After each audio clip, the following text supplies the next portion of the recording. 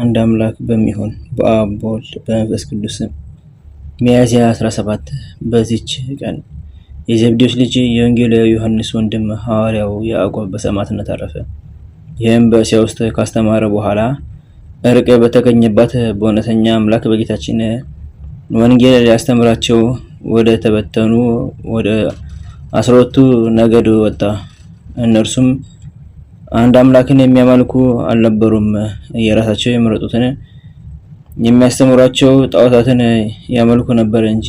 ከቄሳር ስልጣን በታች የተሾመ ሄሮድስም ሹመቱ በሚዳብርና መንግስቱ በሚጸና ገንዘብ ብዙ ግብር እንዲገብሩ እጅ መንሻም እንዲያስገቡ አዘዘ።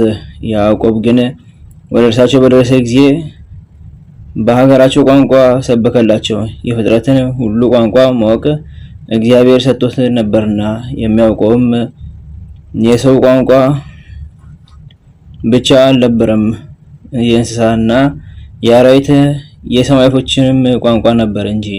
በውስጣቸው በሰበከም ጊዜ የከፋ ስራቸውን ትተው በሕያው እግዚአብሔር በአንድ ልጁ በኢየሱስ ክርስቶስ ሕይወት በሆነ መንፈስ ቅዱስ ነፍሶቻቸው በእጁ ውስጥ በተያዙ በአንድ አምላክ እንዲያምኑ አዘዛቸው።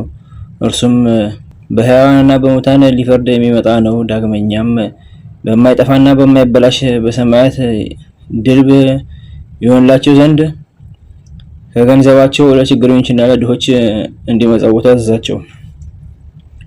ትምህርቱንም በሰሙ ጊዜ ከክፉ ስራቸው ተመልሰው በክብር ባለቤት በጌታችን ኢየሱስ ክርስቶስ አመኑ። ሐዋርያ ያዕቆብም ትምህርቱን ፈጥነው ስለተቀበሉት እጅግ ወደዳቸው።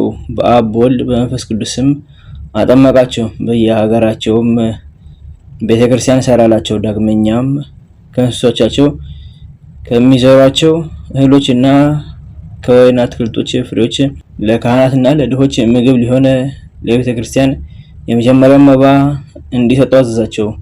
ሕዝቡም በአንድ ቃል ያዘዝከን ሁሉ እኛ እናደርጋለን አሉት። ከዚህም በኋላ ከእንስሳት መጀመሪያ የተወለደውን ከእህሉም ቀዳሚያቱንና አስራቱን ለቤተክርስቲያን አመጡ። ሄሮድስም ቅዱስ ያዕቆብ ለቤተክርስቲያን መባ ይሰጡ ዘንድ እንደሚያዝ በሰማ ጊዜ እጅግ ተቆጣ። ጭፍራ ልኮ ወደ እርሱ አስመጣውና ሕዝቡን ገንዘባቸውን ሁሉ ለድሆች ምጽዋትና ለቤተክርስቲያን መባ እንዲሰጡ የምታዝ አንተ ነህን? አለው። አዎ እኔ ነኝ አለው። ያን ጊዜ ሄሮድስ ተቆጥቶ ራሱን በሰይፍ አንገቱን መትቶ ቆረጠው። በኢየሩሳሌም ሁከትና ሽብር ሆነ። ደግሞ ከፋሲካ በዓል በኋላ ሊገድለው አስቦ የሐዋርያት አለቃ ጴጥሮስን ወስዶ አሰረው። የእግዚአብሔር መልአክም ሄሮድስን ቀሰፈው፣ ተልቶ ተበላሽቶ ሞተ። ልዑል አምላክን አላከበረውምና። የቅዱስ ያዕቆብን ስጋ ግን ምዕመናን ወሰዱት፣ ገንዘውም በቤተ መቅደስ ውስጥ ቀበሩት። ለእግዚአብሔር ምስጋና ይሁን። የሐዋርያው ቅዱስ ያዕቆብ በረከት ከኛ ጋር ለዘላለሙ ትኑር አሜን። አንድ አምላክ በሚሆን በአብ በወልድ በመንፈስ ቅዱስ ሚያዝያ 18 በዚች ቀን የቅዱስ ሱስንዮስ አገልጋይ ቅዱስ አውሳብዮስ በሰማዕትነት አረፈ።